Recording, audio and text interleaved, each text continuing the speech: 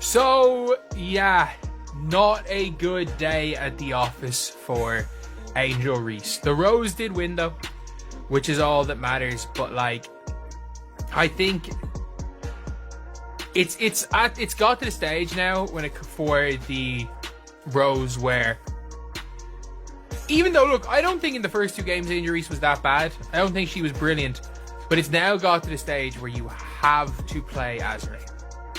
You have to start. Angel Reese was expected to be the face of the unrivaled league, stepping into the spotlight left by Caitlin Clark's absence. Her highly anticipated debut was meant to shine, but instead, it revealed an uncomfortable truth. Fans weren't just excited for the league, they were excited for Caitlin Clark. Without her, the league's flaws have become impossible to ignore. What do you think the league needs to thrive in a post-Clark era? With Lisa, I would love to see her break down a player's game and say, this person should work on this. If this person could perfect the mid-range, that would take their game to the next level. If this person had a better left hand, if this person utilized their drop step more to the basket and was able to finish at the rim, if she says those things, those hold a lot of weight because they're coming from such an incredible player that is Lisa Leslie. So that the unrivaled league was billed as the future of women's basketball, a game-changing stage for the sport. But with Caitlin Clark stepping away, all eyes turned to Angel Reese, the standout rookie from the 2024 class, to take the mantle.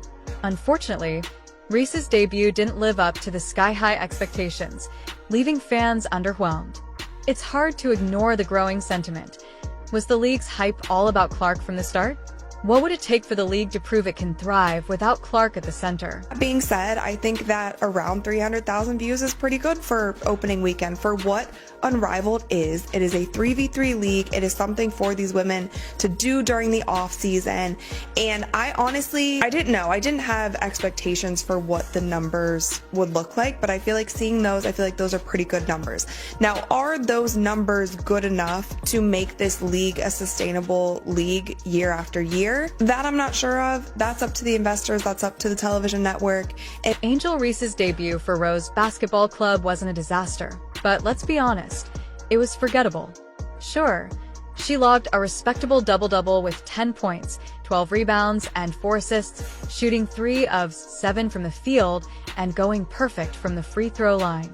But for someone touted as the next big superstar, fans were expecting a lot more.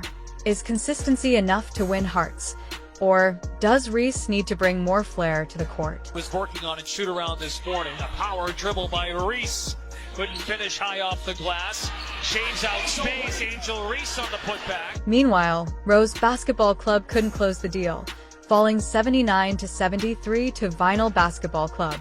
Let's not mince words. Rose's defense struggled, particularly against Ryan Howard, who dominated with a game-high 33 points, including 6 effortless three-pointers.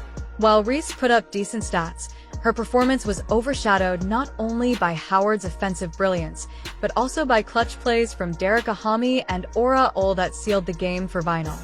And here's the elephant in the room: Caitlin Clark's absence. The rookie class of 2024 had fans buzzing, but let's be honest, most of that excitement revolved around Clark. It's clear now why Ban Stu and Nafisa Clio kept teasing a wild card for so long. They were trying to structure a deal to bring Clark into the league. Without her, the unrivaled league feels hollow. Angel Reese may have been next in line to carry the torch, but her debut made one thing clear: she doesn't yet have the same star power or ability to elevate her team the way Clark does. Do you think the league can recover its momentum, or is it destined to remain in Clark's shadow?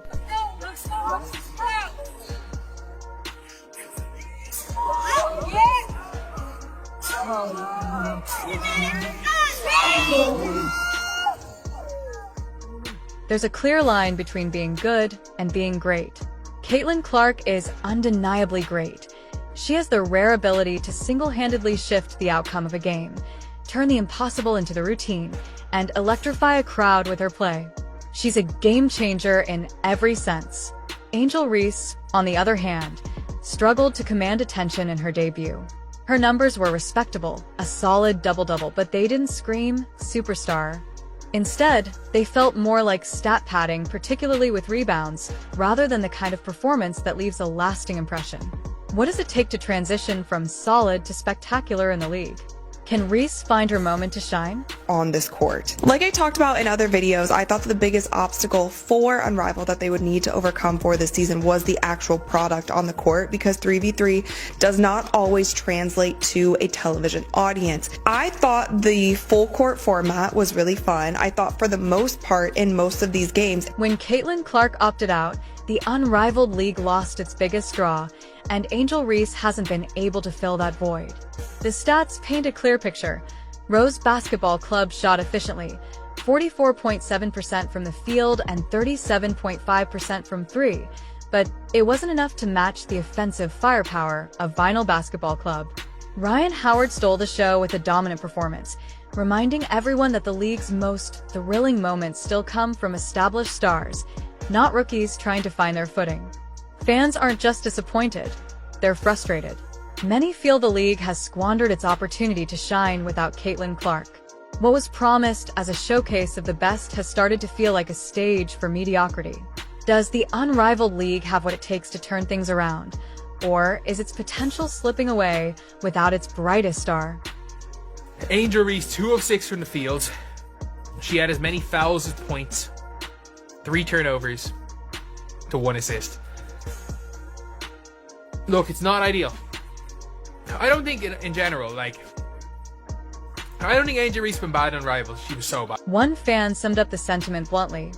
Without Caitlin Clark, the Unrivaled is just unwatchable. Angel Reese is trying, but she's no Clark. Another echoed the frustration. The hype died the second Clark pulled out. Angel Reese can't carry this league, and it shows. Reese will get another chance to prove herself in her next game, but the question lingers.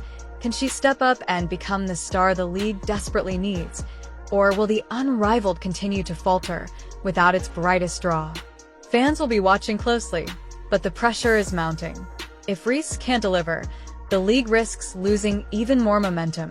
And with players like Ryan Howard and Derek Ahami consistently stealing the spotlight, Reese needs to figure out how to make her mark, and fast. What do you think it will take for Reese to rise to the occasion?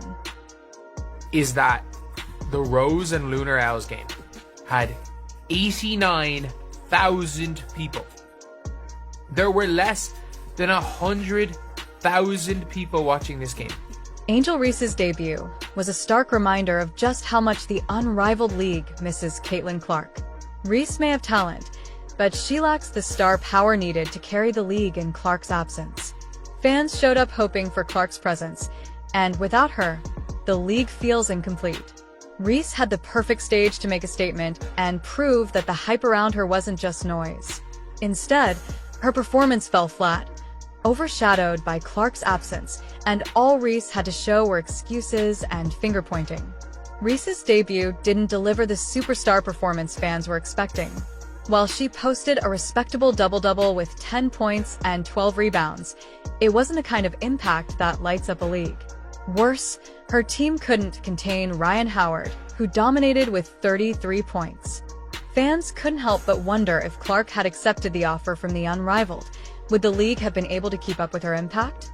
Her absence gave rookies like Reese an opportunity to shine, yet Reese faltered. The league invested heavily in creating a player-centric environment, offering everything from massages to world-class facilities. Despite all these advantages, Reese couldn't translate the hype into results. With players like Howard dominating, Reese's struggles have only highlighted how much the league is still living in Clark's shadow. Reese's comments about the WNBA's limited resources might have some merit, but it's hard to ignore the fact that Clark didn't have these luxuries in her rookie season with the Indiana Fever and still managed to dominate. Clark let her game speak for itself, while Reese continues to deflect blame.